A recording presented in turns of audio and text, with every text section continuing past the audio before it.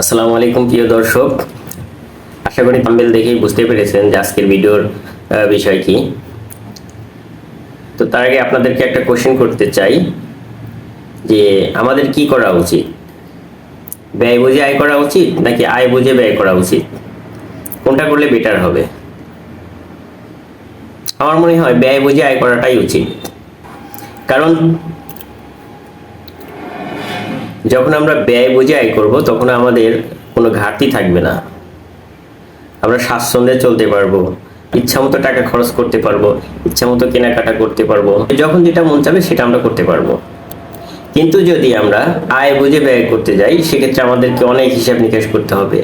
এটা কিনা যাবে না, ওটা কিনা যাবে না, এটা কিনলে এটা হবে না, ওটা কিনলে ওটা হবে না।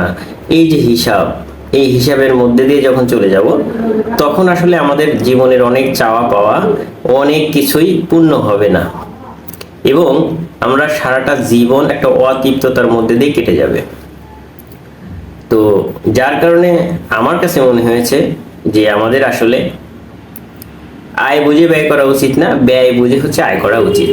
একটা উদাহরণ দিয়ে বলি, ধরেন আপনার দুপুরের খাবার খাবেন, তো দুপুরের খাবার জন্য আপনি 2 প্লেট ভাত খেতে পারেন, কিন্তু আপনাকে 1 প্লেট ভাত দেওয়া হলো, তাহলে কি হবে? আপনার পেটে ক্ষুধা থেকেই যাবে এবং সারা দিন কি করবেন, মানে পরের যে খাবার টাইম অর্থাৎ রাতের খাবার, সেই খাবার টাইম পর্যন্ত আপনাকে সেই ক্ষুধার যে যন্ত্রণা সেটা আপনাকে সাফার করতে হবে। ভিডিওটি কেমন লাগলো তা অবশ্যই কমেন্টস বক্সে কমেন্টস করে জানাবেন। একাধিক সমস্যা একাধিক সমাধান সুস্থ জীবনের জন্য।